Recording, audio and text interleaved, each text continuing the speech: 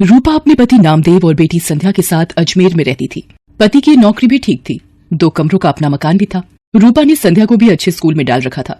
नामदेव भी रूपा और संध्या की खुशी का ख्याल रखता था। सब कुछ ठीक चल रहा था, पर अचानक मानो रूपा की खुशियों को किसी की नजर लग गई। नामदेव को दोस्तों के साथ खाने पीने की आदत पड़ गई। वो अक्सर पार्टी करने के बहाने दोस्तों में शराब पर पैसा बहाने लगा। नामदेव रोजाना आधी रात तक नशे में चूर घर लौटता था। एक दिन, आपने लौटने में बहुत देर कर दी।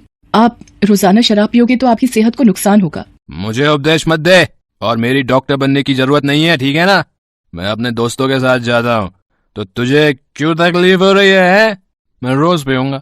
तुझे यहाँ नहीं रहना तो चले जाए ऐसे, चल। नामदेव की ये गंदी आदत बढ़ती जा रही थी। हर समय नशे में रहने की वजह से वो दिन में सोता रहता था, इसलिए उसे नौकरी से भी निकाल दिया गया। धीरे धीरे नामदेव ने अपना सब कुछ बेच दिया, यहाँ तक कि घर भी। अब वो रूपा और संध्या को लेकर एक किराए के घर में रहने लगा। रूपा परेशान रहने लगी। एक दिन, अरे ये संध्या के स्कूल से फीस का नोटिस, अब मैं क्या करूं? कहाँ से फीस के पैसे लाऊं? माँ, भूख लगी है, कुछ खाने के लिए है तो दे दो। रुक, मैं सब्जी वाले की दुकान से आलू लाकर तुझे रोटी बनाकर देती हूँ। हाँ माँ, तुम्हारे हाथ का आलू का पराठा तो बहुत स्वादिष्ट होता है। संध्या आलू लेने बाजार चली जाती है। रास्ते में वो सोचती जा रही थी कि ऐसा क्या करे कि संध्या की फीस भर सके। तभी उसकी सहेली का फोन आ जाता है। वो दूसरे शहर में रहती है। सहेली के बार बार पूछने पर रूपा उसे अपनी सारी परेशानी बताती है। अलका, बस यही सोच रही हूँ कि अभी संध्या की फीस भरनी है, घर का खर्चा, सब कैसे होगा। अरे तू घबरा मत, सब ठीक हो जाएगा। अभी इस वक्त तू कहाँ है?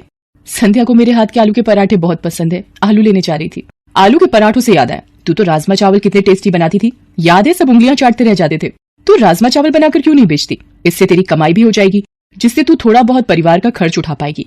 सहेली की बात रूपा के दिल में घर कर गई। उसे एक उम्मीद दिखाई दी, पर शुरुआत कैसे करे उसे अब यही सोचना था। अगले दिन उसने राजमा और चावल बनाए और पतीले में लेकर घर के पास सड़क के किनारे बैठ गई। पूरा दिन धूप में वो बैठी रही, पर किसी ने भी उसके राजमा चावल नहीं खरीदे। शाम को वो घर आ गई। उसके राजमा चावल बिल्कुल भी नहीं बिके। वो घर आकर रोने लगी। मैं क्या करूं भगवान, मैंने कोशिश की पर कामयाब नहीं हुई, मुझे हिम्मत दो भगवान। माँ, जब मैं कभी परीक्षा में अच्छा नहीं करती तो तुम ही तो मुझे कहती हो दोबारा मेहनत करूं। आप भी कल दोबारा कोशिश करना माँ। मेरी बेटी कितनी समझदार हो गई है, तू ठीक कह रही है। मैं एक बार और कल कोशिश करूंगी। रूपा अगले दिन दोबारा राजमा चावल बनाती है। पूरा दिन एक भी ग्राहक नहीं आता। रूपा निराश हो जाती है। आज भी कोई ग्राहक नहीं आया, लगता है मुझे ये काम बंद करना पड़ेगा। आपके पास कुछ खाने को मिलेगा? यहाँ आसपास की खाने की दुकानें बंद हो गई हैं। आपको यहाँ देखा तो मुझे लगा कि यहाँ कुछ खाने को मिल जाए शायद। जी, राजमा चावल की प्लेट है मेरे पास। भूख में तो सब कुछ अमृत है। एक प्लेट कितने की है? जी, 20 रुपए। क्या बात है, राजमा चावल तो बड़े ही स्वादिष्ट बने हुए हैं। आपको पहले तो कभी नहीं देखा यहाँ, क्योंकि मैं पहले कई बार आया हूँ इधर। जी, अभी अभी शुरू किया है। ये लो आपके 20 रुपए। पूरा दिन बीत जाने के बाद एक प्लेट ही बिकी थी रूपा की, पर इस एक प्लेट के पैसों ने उसे हिम्मत दी थी। रूपा अगले दिन राजमा चावल लेकर ही बैठी थी कि पिछली रात वाला ग्राहक दोबारा आया। आपने पहचाना मुझे? कल आपके राजमा चावल बहुत स्वादिष्ट लगे, तो मेरे पार्टनर दोस्त को भी खिलाने आया हूँ। आप 2 प्लेट बना दीजिए। अभी बना देती हूँ साहब। धीरे धीरे 1 से 2 व्यक्ति देखते देखते अब रूपा के पास ग्राहक आने शुरू हो गए थे। रूपा कमाए हुए पैसों से संध्या के स्कूल की फीस भरना चाहती थी, पर एक दिन, ये ट्रंक में क्या छुपा रही है? दिखा जरा, दिखा मुझे। ये रुपए मैंने संध्या की स्कूल की फीस के लिए जोड़ कर रखे हैं, ये मत ले जाओ। देख, मेरे दोस्त मेरा इंतजार कर रहे हैं, ये रुपए दे मुझे, दे, इधर दे, दे। नामदेव रुपए छीन कर ले जाता है। रूपा रोने लगती है। वो सोचती है, ऐसे तो ये सारे कमाए हुए पैसे शराब में उड़ा देंगे, मुझे कुछ रुपए संध्या के भविष्य के लिए भी जोड़ने होंगे। धीरे धीरे रूपा का काम चल जाता है। वो एक ठेला किराए पर ले लेती है और अब वो ठेले पर राजमा चावल बनाकर बेचने लगी। समय बीतता गया। रूपा की जिंदगी 15 साल आगे चली गई। संध्या भी पैसों की कमी के कारण 10वीं तक की पढ़ाई कर पाई। वो भी अब माँ के काम में हाथ बटाती थी। रूपा मेहनत करते करते थक गई थी, पर उसकी एक जिम्मेदारी अभी बाकी थी, वो थी संध्या की शादी। एक दिन रूपा की वही सहेली जिसने फोन पर बात की थी, रूपा से मिलने आती है। आज तुझे इतने सालों बाद देखकर मेरे आंसू नहीं रुक रहे। मेरी प्यारी सहेली रूपा, ये तूने अपना क्या हाल बना लिया है? गरीबी के थपेड़े तेरे चेहरे पर आई झुर्रियों में बयान हो रहे हैं। अरे तू बैठ अलका, संध्या से मिल, ये मेरी बेटी संध्या है। संध्या, ये मेरी मेरठ वाली सहेली अलका। अलका मौसी, माँ आपको बहुत याद करती हैं। रूपा, मैं इसलिए तेरे पास आई थी कि एक अच्छे घर का रिश्ता है, संध्या भी वहाँ खुश रहेगी।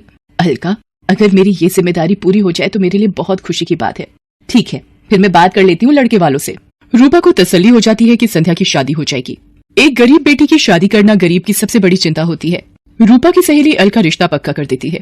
रूपा को यह था कि संध्या की शादी के लिए पैसे जोड़ने हैं, इसलिए वो सुबह जल्दी जल्दी उठकर ज्यादा खाना बनाने लगी। सुबह से लेकर रात तक ठेले पर खड़े रहना। एक दिन रूपा को चक्कर आता है और वो गिर पड़ती है। संध्या चिल्लाती है, माँ आंखें खोलो माँ, मैं अभी डॉक्टर को बुला कर लाती हूँ। I am sorry, she is no मोर।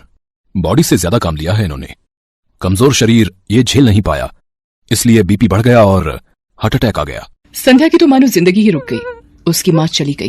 वो बिलक बिलक कर रोने लगी। तभी नामदेव आ जाता है। वो भी मरी हुई रूपा के आगे रोने लगता है। संध्या उसे कहती है, बापू मेरी माँ के शरीर को हाथ मत लगाओ, आज आपकी वजह से मेरी माँ इस दुनिया से चली गई। मुझे माफ कर दे मेरी बच्ची, मैंने ये क्या कर दिया प्रभु। रूपा, मुझे माफी मांगने का मौका भी नहीं दिया तूने। मेरे पापों के कारण तू चली गई। संध्या माँ की याद में दिन भर उदास बैठी रहती थी। नामदेव भी अब संध्या की चिंता में परेशान रहता था। वो कोई काम ढूंढने भी क्या जाता, सब उसकी पुरानी बुरी आदतों को जानते थे, इसलिए काम नहीं देते थे। एक दिन अलका रूपा से मिलने आती है और उसके मरने की खबर सुनकर वो भी बहुत दुखी होती है। वो नामदेव को संध्या के रिश्ते की बात बताती है। देखिए नामदेव जी, अब मेरी सहेली रूपा तो नहीं रही, पर संध्या की शादी की जिम्मेदारी अब आपको निभानी है। लड़के वाले जल्दी ही शादी करना चाहते हैं, आप सोचकर जवाब दे देना। अलका के जाने के बाद नामदेव सोच में पड़ जाता है कि उसके पास तो एक पाई तक नहीं जो वो संध्या की शादी कर सके। वो रूपा को याद करके रोने लगता है। तभी एक आदमी आता है। जी नमस्ते, मेरा नाम मोहन है। रूपा जी के बारे में पता चला, सुनकर बहुत दुख हुआ। आपको कुछ काम था रूपा से? जी, एक दिन मैं रूपा जी के ठेले पर राजमा चावल खाने आया था, तभी उनसे बात हुई। मैं जरूरतमंद लोगों के लिए एक बैंक योजना चलाता हूँ। रूपा जी भी मेरे पास रुपए जमा करवाती थी। वो जब भी पैसे जमा करने आती तो यही कहती थी कि मेरी बेटी संध्या की शादी में काम आएंगे। आज वही रुपए मैं देने आया हूं। पिछले दिनों उन्होंने मुझे फोन किया था कि बेटी की शादी के लिए जरूरत है तो मैं उन्हें दे दूं। ये लीजिए, ब्याज मिलाकर 3.5 लाख रुपए उनके बैंक में जुड़े हुए हैं। आज उन्हें देने आया था। रूपा, तुम अपनी जिम्मेदारी निभाना नहीं भूली। जाते जाते भी अपनी बेटी की शादी की जिम्मेदारी निभा गई।